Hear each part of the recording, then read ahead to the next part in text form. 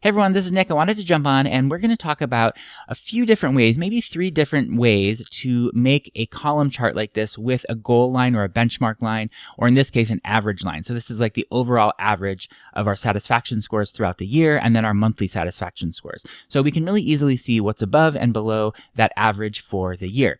Now I'm going to right click and edit data for this chart just so that we can see how the data are set up. This is how you'll want to set up your data. We have our data in column B, and then our average line, you can see that's actually another column of data that we put into the chart. And so that's just the average right here. This is the average. And you could just do a calculation here or just sort of hard code that in there and then make sure that the same value, so 67%, is down the row the entire time. You don't just put it in once, you have to put it in all these times for as many rows of data as you have. So I wanted to show you that. And I'm going to go ahead and actually copy this too, Control C to copy, because we're going to add it into our blank chart here. So this is going to be the first way that we add it. So what I'm going to think about here is I'm going to first click on the insert chart icon there in my content placeholder. We're going to go ahead, clustered column is already selected, so I'm going to say OK. And now it's going to give me a default chart, and the Excel pop-up is right here. So this is where I'm going to paste in my data. Control V to paste. And now I don't need that series number 3 in column D, so we're going to delete that column. And now you can see all of my data appear here in the source range window there. And you can see the chart has kind of updated. Now, we're going to do a lot of editing to this chart, so don't worry. Let's just go ahead and get rid of the title already. And I don't really want my legend either because we're going to embed that. And then let's go ahead. I'm actually just going to change the font here. Let's change it to a nice condensed font. Let's use the Aptos Narrow. That's really nice. I'm going to change this to update this to that black, and then maybe just a couple little tweaks here to my text. I think that looks pretty nice. Okay. Just a few little formatting tricks right there. Okay, so what we're going to do now, without doing much more formatting, what I'm going to do is highlight my chart here, and we're going to go up to the Chart Design tab, click on Change Chart Type.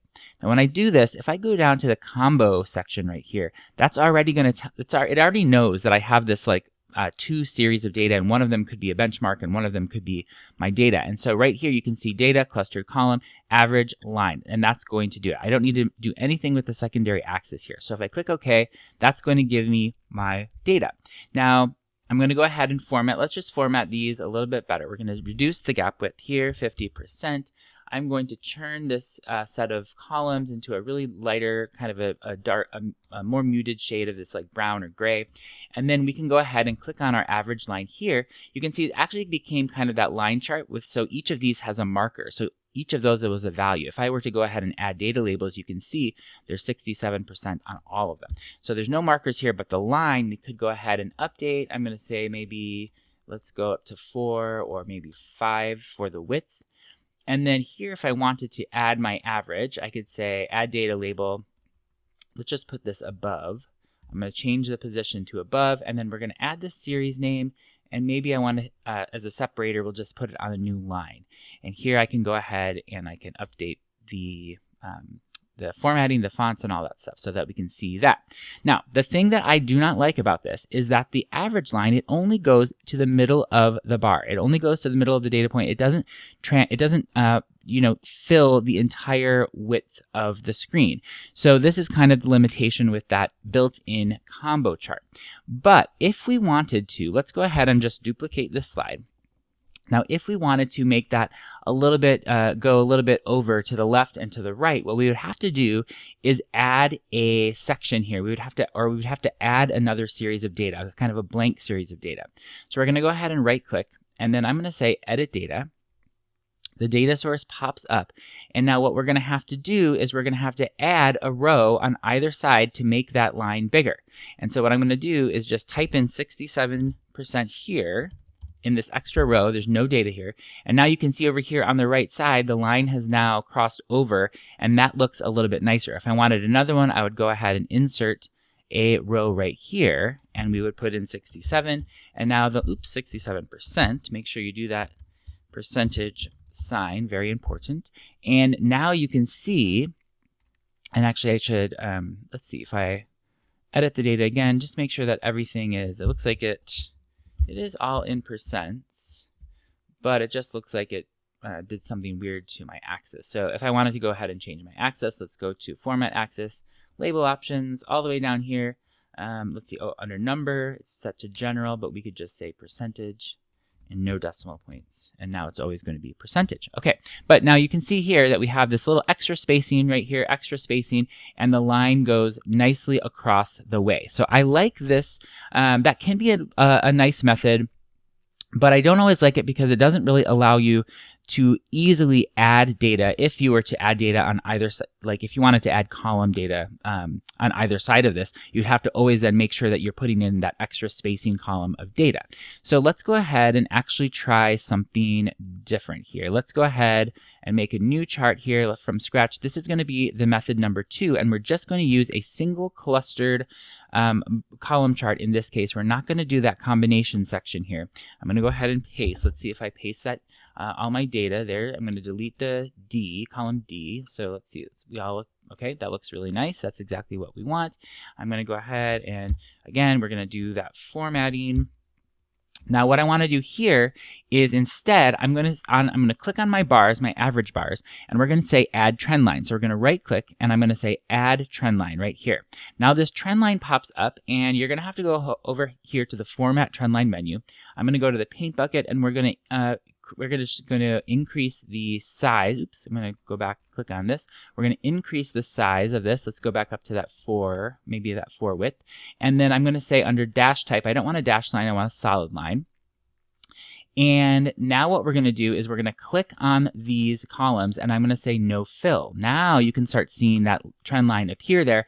And while this is series is selected, I'm going to say on the Format Data Series menu, click on that column chart icon, and over Series Overlap, we're going to say slide this over to 100% so that all of those bars will now overlap each other. And under Gap Width here, again, I'm going to reduce that down probably to 50.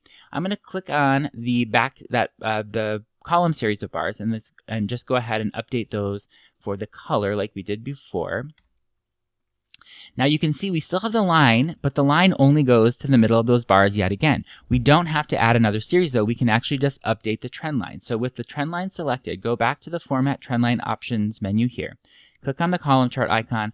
Now the trendline options menu is right here, but if you go all the way down to forecast, here's where you can actually manually set a little bit of extra space on the left and right. So I'm going to go ahead and just click on just type in 0.5 under forward and 0.5 under backwards, and now you can see that spans the entire width of the chart, and I really, really like that option. Now let's go ahead and make sure that there's no border around my chart. I'm going to go ahead and update my fonts. Aptos Narrow, really nice. There we go.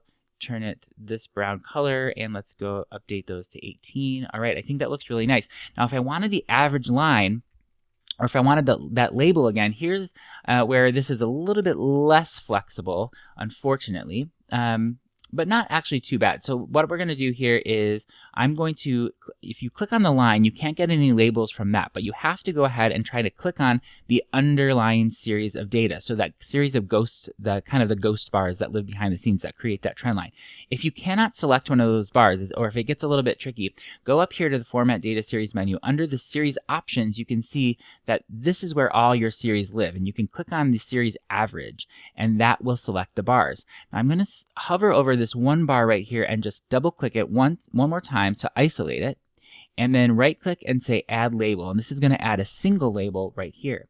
And now right there I can go ahead and from the Format Data Label menu, let's go to Label Options, click on Series Name, and then again that separator, I'm going to do the new line, and then we'll go ahead and format this really nicely. So that's another way to create a column chart with this single benchmark line or average line. I really like that option just because of the flexibility that the trend line allows to kind of update that forecast before and after, and you don't have to add that extra row, those extra rows of data as we did in this option. And also, if you wanted to keep the axis, this option, you can see now we have more of an axis here on the left and the right, which I don't always really prefer. So here you have the nice full chart, the line goes across the entire width of the chart, and you don't have to mess with any of the sort of behind the scenes data source by adding rows. So I hope you like this trick. If you do, give it a thumbs up and make sure to hit the subscribe button and the bell next to it. You'll get notified every time I post a new video in data design, usually PowerPoint, Excel, or Word. Had a great time making this for you. Can't wait to see you next time.